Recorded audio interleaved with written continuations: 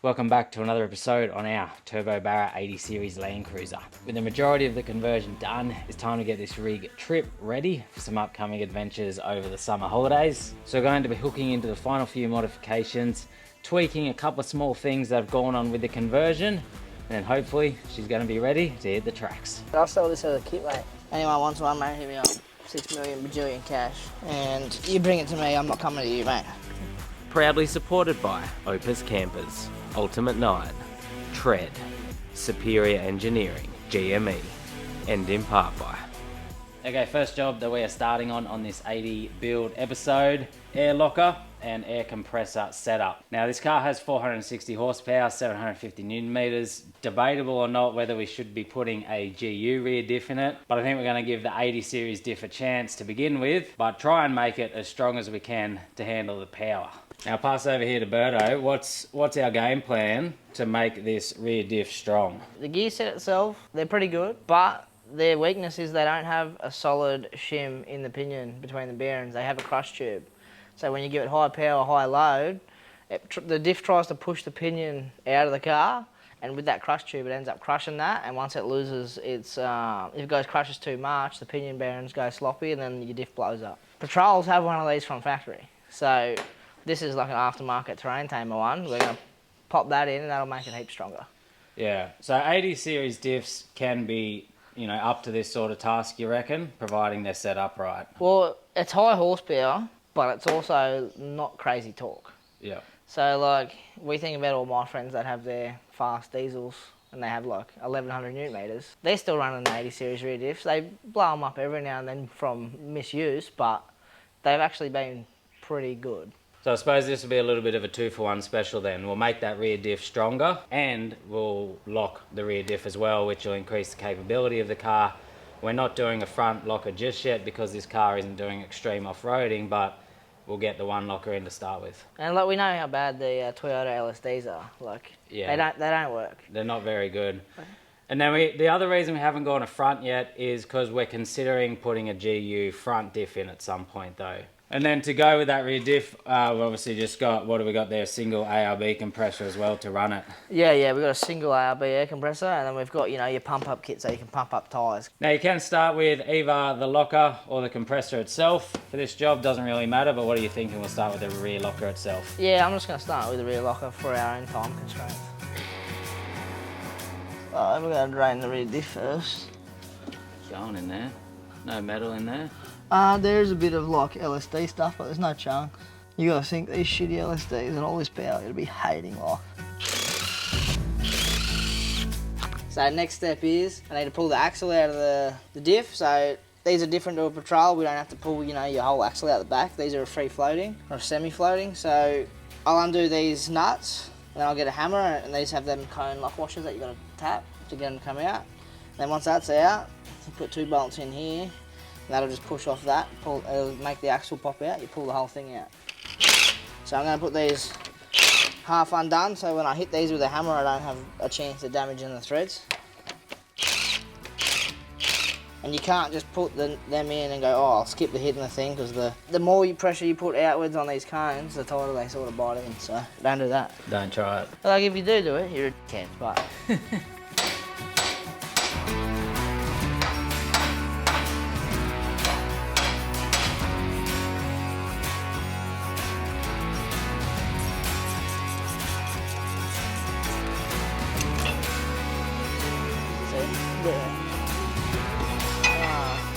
With one side stripped apart, Berto got to work doing the exact same thing on the other side. It's a pretty quick and easy process, this one. With both rear axles out, he could undo the tail shaft and then start unbolting the rear diff.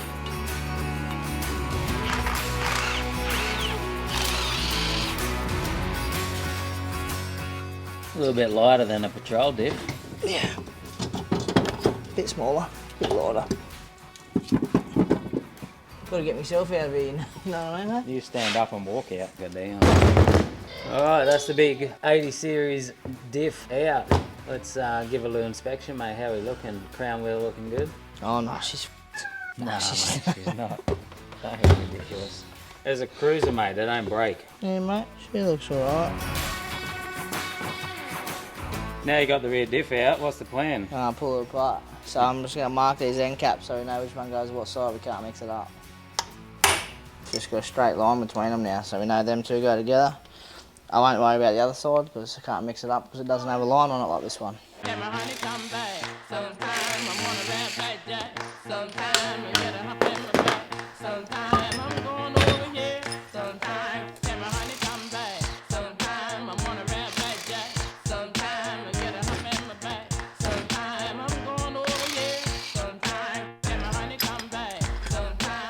So what happened? The crown wheel didn't want to bang off, so you just unassemble it the other way. Yeah, I think these bolts were getting stuck under the lip of that.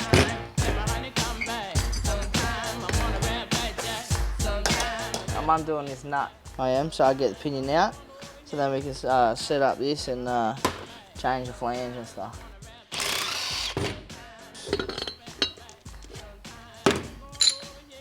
This is what breaks. These things squish, see how it's all bulged out?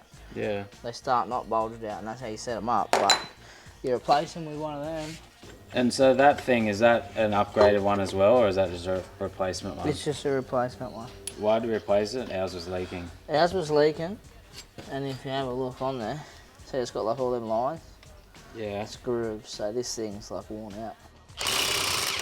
So this crush tube sets up your pinion preload, which stops you from having too much or too little, and both of those will cause your diff to blow up. This new one, it comes with shims, so they normally think that these can be, it depends on the car, but they come either too big or too little. If they come too little, they give you shim so you can make it bigger. They don't give you anything to make it too little, so we're gonna have to run this down to our machine shop, and they're gonna machine off. I'm gonna measure the distance between this and this, so this is a flat on top of this, and you can see the gap, so this needs to be that size.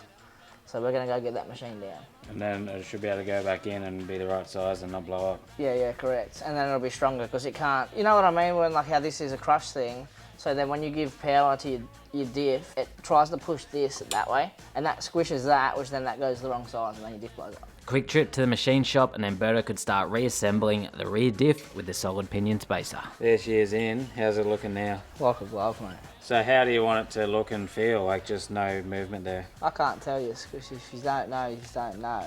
There is a spec on how much drag it is, but like before, it had side-to-side play, like the bearings weren't holding it in, like your loose wheel bearing. And now it's, just snugly down, feels good, it's got a bit of resistance, which is what you want. You don't want it just to be like a race car. So it's ready to not blow up? Yeah, you're meant to put it on a pull gauge thing and check it, but... You've done enough to know, mate. She's good, mate. She's good. What's the next step, mate? No, well, you got this little divot in the nut that you hit in, so it can't undo itself. Once it's done up to spec, boom. Now that nut can't undo itself. What's in this thing? Miniature pizza. Bit of airline, mate. For later. With a solid pinion spacer and new pinion flange on, it was time to press some bearings onto the locker. Spin her over straight onto the other side. You gotta flip her over and finish her off.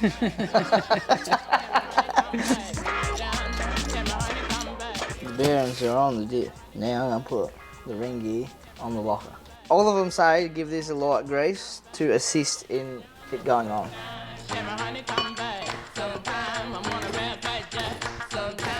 I'm just getting all the oily residue off these bolts and nuts so that the Loctite actually works properly. Bit of brake cleaner, rag. Oh shit. Shit! I don't know why they put a cross on this one. Must be no good. Don't sell this one. Failed the locker test. If it doesn't work, I've got nothing to do with it. Just got to set it first.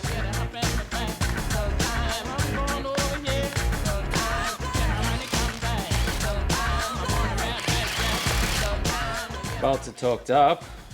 What's the next step? I'll be able to do the hole right there. Do you want to know why I said right there? Because they're short of the same spot. So I'm going to start with a little hole, brilliant, and then we're going to go up to 11 mil, and then we can tap it.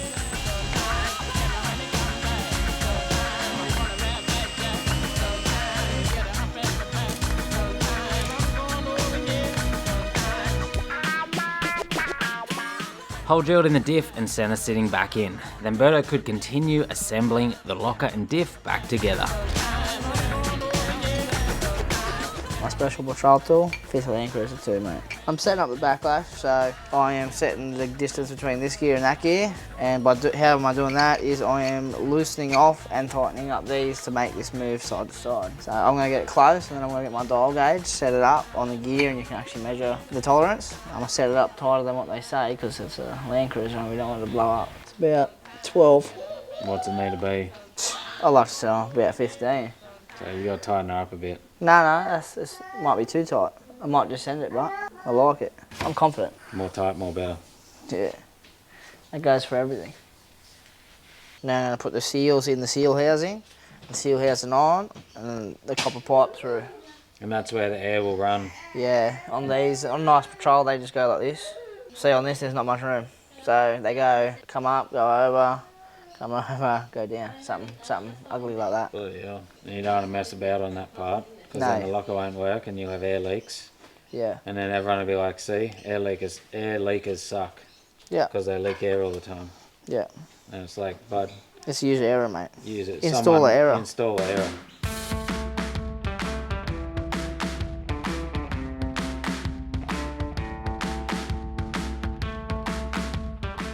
You don't want it too far around here because it'll get sandwiched in that. You got to have it sort of ear to here, and then you want it just far enough off this, just far enough off this. You got to be careful when you put it in. You don't drop it, because if you drop it and that hits that, that'll cut that thing open like a tin can, mate. Yeah. I've already got the spudgy on. A bit heavier with that locker in there too. Yeah, it is. Do you want me to get under there and help lift it up, or we put a jack under it to help raise it up a bit or something?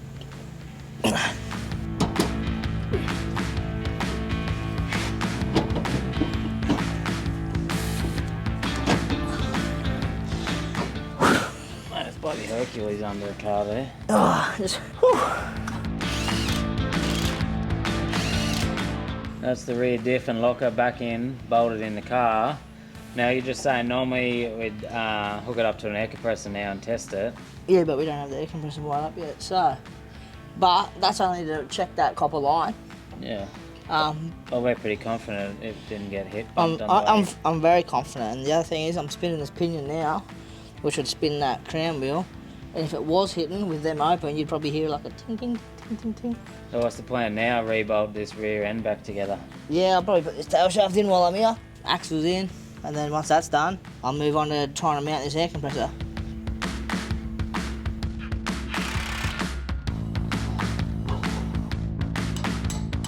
Line up the two dowels, slide that back on, put all these cone washers and everything back how they were.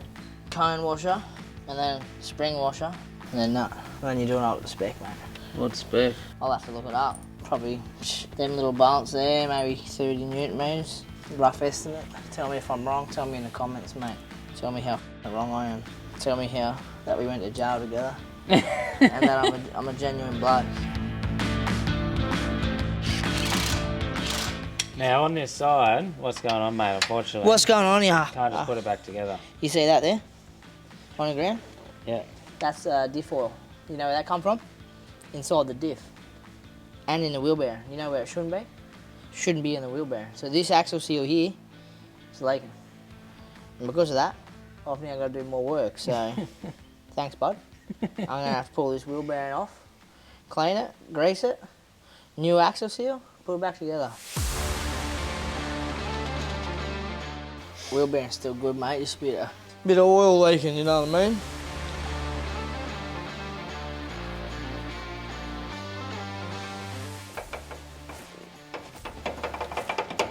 Mate, gonna have to have serious words with this thing, mate.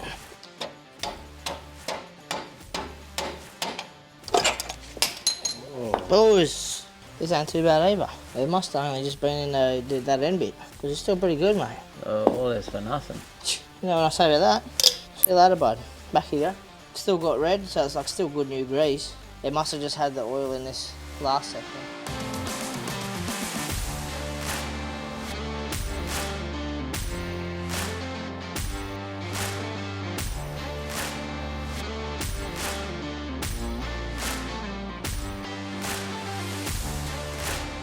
So look at that, mate. Rear diff, locker all done, buttoned back up. Now we're onto the air compressor section of the install. Yeah, next step, I've got to mount this somewhere. I'm thinking in that recorder behind that. So you pull this out, heaps of spare room. Yeah. There was a speaker and an amplifier in there, but I'm going to try and mount it to this, which is a factory bracket. Yeah. So it'll bolt in, and then be hidden away behind there. hidden away. I get the main power source from straight here. I've got to get ignition from somewhere, which I can probably find in that amplifier box anyway. And then, you know, run a couple of switches, run some air lines, and that'll be heard.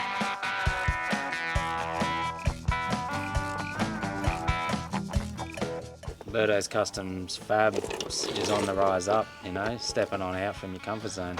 Just trying to do things a bit nicer. You know, it's all about saving space. And I sell this as a kit, mate. 80 series. $3,000. So back to make some adjustments, and then we'll get it back in. Yeah, this is a prototype, you know what I mean? This is some R&D right here, right now, today. That's right, mate. Anyone wants one, mate, hit me up. 6 million bajillion cash. And you bring it to me, I'm not coming to you, mate. Mate, what do we got here? We got version What's 2 in the R&D testing. What's happened now? Oh, well, I thought, you know, this is thin metal. Mounted to more thin metal. I don't want this thing to vibrate and then sound your fucking car down. So a bit of rubber there. See, I've also put a little bit of foam on the right where the bolt, so it should be like padded there. I could probably put rubber right here where that mount to, so that it's double insulated. You know how you said 7 billion majillion for this thing? You just increased the 10, price to 10 That's billion gajillion. Yeah, it's all about making it better, you know. So whoever's got the first rendition, too bad. You're gonna have to buy the new one. You'll do them a $50 discount off the 10 billion majillion. Oh, well, honestly, I'll think about it. I probably won't. We've got clearance. We're rubber mounted. And you're rubber mounted where you bolted it into the bolt holes on the body as well. Yeah, like that's. I'm giving that a fair pull just there. What are all those bolt holes for anyway that you've used? Yeah. That, and that. Yeah. They're for this. Oh yeah, true. That's. You dickhead. I'll pull that out now. I'll put a pressure switch in it. I'll put the breather on it. So the breather's here too.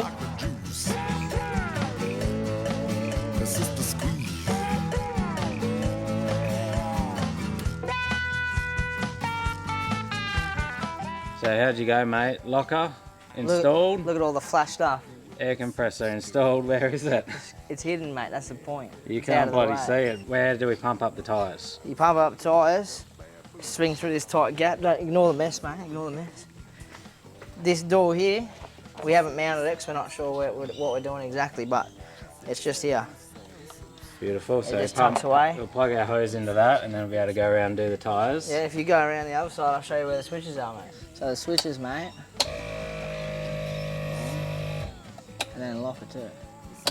Beautiful. So we've got an air compressor to pump up tyres, and we've got a rear locker. She's ready for some off-road action. Yeah. And If you decide, hey, I don't want these in here anymore, you just put the little clips back in.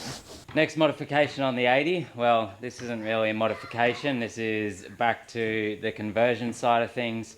More wiring nightmares, making the four-wheel drive system work.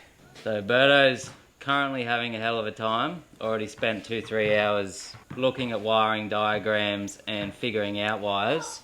So it's a little bit of a stitch up. On the weekend we went for a drive out to a local river spot in the 80. Now where we went to pull up just on the edge of the river off the road, there was someone already parked there, but there's a little track that goes up along the rocks, across the river to a different spot. So I was like, oh sweet, I'll just drive up there instead. It's only a couple 100 meters. Put in four-wheel drive, no light came on. I was like, oh, that's a little bit funny, but maybe just the dash isn't working properly or something. Drive across the river, halfway across, bogged in the middle of the river. Front wheels were not turning, only the back. Checked hubs, put it in and out a bunch of times, just could not get it to work. So I ended up having to get help from someone else who was out there to pull me out, and yeah, it was all a little bit of a scene on the weekend, and I rang Bert and said, four-wheel drive system is not working on the 80. So what do we end up figuring out of why it's not working? Center diff lock isn't hooked up. Yeah, and you okay. need that to engage four-wheel drive apparently. We didn't know this because we're patrol people, so our four-wheel drive just works when you put it in. So what's the plan now to make it work? Just more wiring nightmares. You got to wire up the center diff lock basically. So there's a center diff lock actuator on the transfer case, so there's a plug for that. There's a center diff lock switch so it knows it's engaged. There's a four-wheel drive light switch so it knows it's in four-wheel drive. And they're all in that one big harness, which is your main old engine harness. And now we need to pull all that four-wheel drive stuff out of it. But to make it even harder, when we pulled the four-wheel drive out of it, we didn't know we needed this, so I just chopped the four-wheel drive. Like, I chopped the other stuff out, and then I've been using that for wiring on this 80 series, so there's wires missing and whatever. So I've got to get a couple of wire diagrams, some pin outs, and figure out where it all goes and make it work before we go on in what, 2 weeks. Sometime I'm on a red back jack. Sometime I get a hump in my back. Sometime I'm going over here. Sometime. So you think you might have got something figured out, mate? You've spent an hour doing wiring. Yeah, I think I had a phone call to Alex, and Alex gave me the bit that I was missing. He gave me the info, so I started figuring it out. You've dodged up some wiring here, and we can hear the center diff lock activating, so we're just going to give a little test out now, see if we can get 4 wheels spinning. Yeah, well, I'm going to get the back 2 spinning, and then when I put it in forward drive, I shouldn't be able to get the back 2 spinning. That's my plan.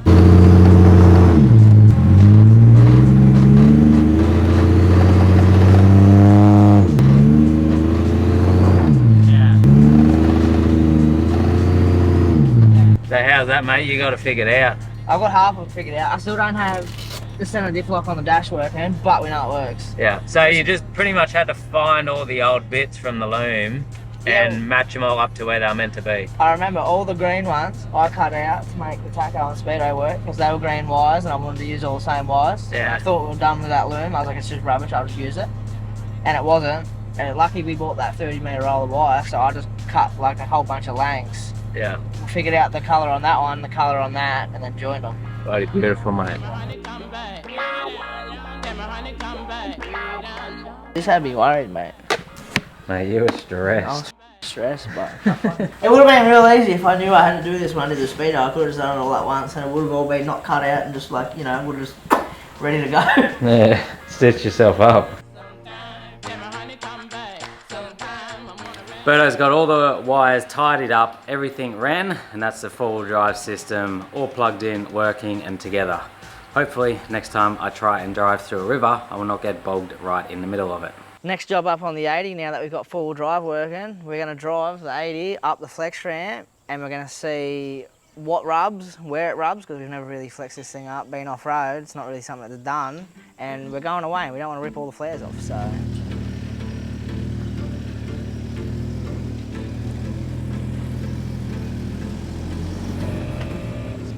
Yeah, it's already cracked the flare on that side. That's it? I only like the smallest crack.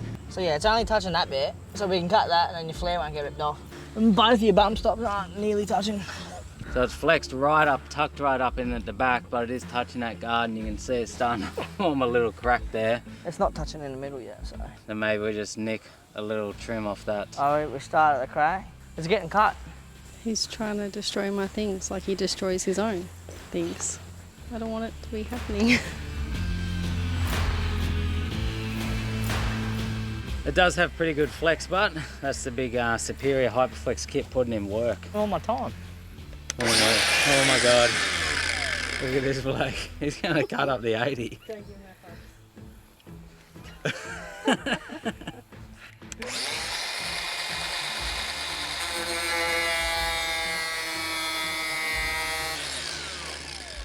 Gotta cut short, you know what I mean? Cut it short, start with less.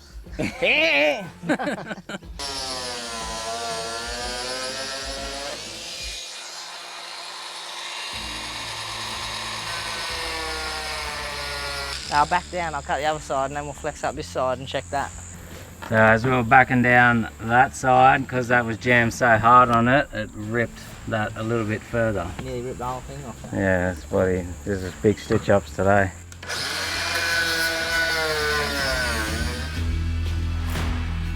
Mate, I couldn't have got that more perfect if I tried. So they're both cut. This side ended up beautiful. Obviously there's a little cut there, but you're never really going to notice it. We just got stitched up on the other side.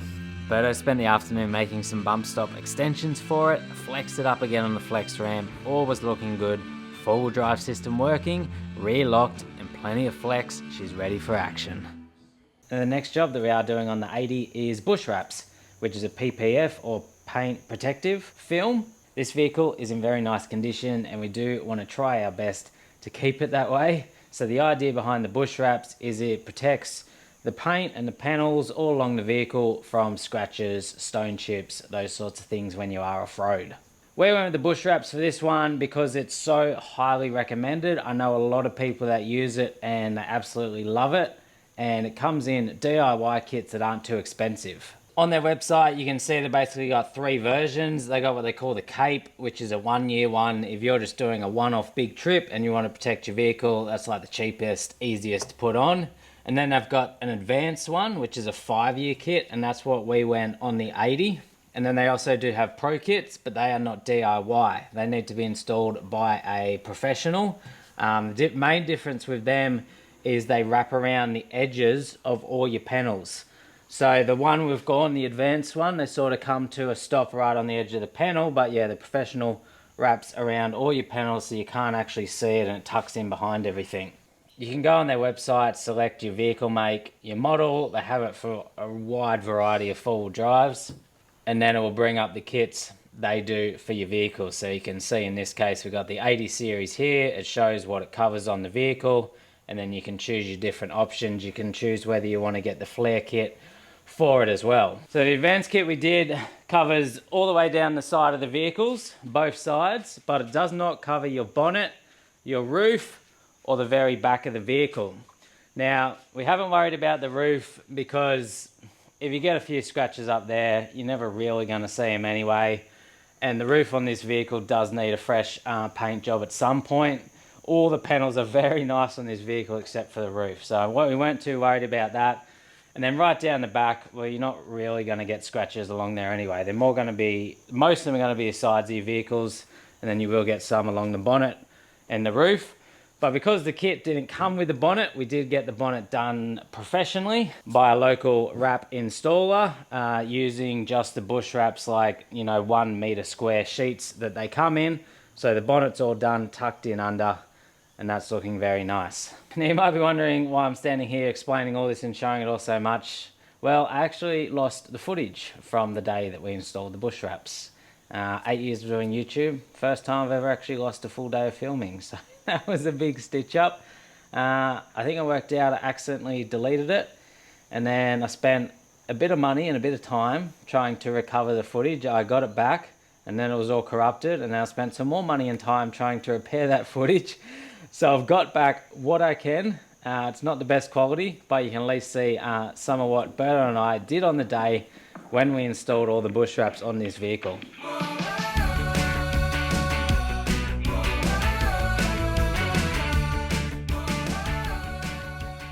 So this job definitely works better as a 2-person team, but can be done with 1 person. It was Berto and I's first time ever doing it, and it honestly wasn't too hard at all and turned out really nice. The panels come in all different sections. They are labelled. One at a time, you work your way along the side of the vehicle. You peel the paint protective film from the backing, spraying it with lots of solution as well as the panel you're about to put it on. We found the more solution you used, the better it worked. You want to get things nice and wet. Then you place your film on the panel. The solution makes it all movable, so you can take your time to slide it around and move it into the correct spot. Once you're happy with where it's sitting, you start using the squeegee to push all the water out from underneath, drying it with a cloth as you go and pushing out any air bubbles. And then as it starts to dry, it begins sticking to your panels.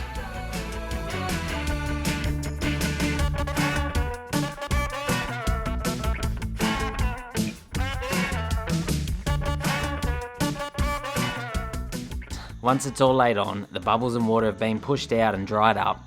You go around with a heat gun or a hairdryer and put a bit of heat on all of the edges to help it seal and set. That's the job all done. 80 fully wrapped in bush wraps, paint protective film. On to the next job, whatever that is. Don't know. Do you think you got enough stuff? We use this much. What a dickhead. Thanks for bearing with me on that one. That was about as best as I could do to recover that footage, but hopefully you got the idea. It honestly came out really nice, so you can't really see it on the panels because it's obviously a clear protective film, but yeah, if you go up close you can see the edges in different spots, but that'll help really protect it, protect all these decals from getting all scratched up as well. There was one other thing we did on that day, which I was muck around with the auto cooling setup a little bit. I deleted all that footage too, but I did try and recover a few bits and pieces of it. So the auto cooler on this car was like a cooling square thing underneath, like a radiator type setup underneath with a thermo fan blasting it all the time. We found it was just running maybe slightly hot, like it was running in, getting up around 100, high 90s, low 100, driving around, which is fine for an auto, but we just thought, well, if we're towing or out the bush stressing, it's probably going to start getting too high. So we ran it through the radiator as well. So the FZ factory radiator auto one has like a bottom section where the auto fluid runs through that. So it runs through the thermofan under the car, as well as through that radiator up the front. Now, ideally we'd have a big cooling thing up the front, but there's literally no room on this car. So that was the best we could do, but it runs nice and out, so it sits in the high 80s, low 90s. So that gives it more breathing room for when we are stressing the car, that it's not going to go crazy. From what I've learned, anything up to 100 in autos is considered cool. 100 to 120 is like, warm. There's putting some heat in them, but they're sort of okay to run in that. 120 to 130 is like too hot. 130 is like pull over, you're disaster coming for your auto.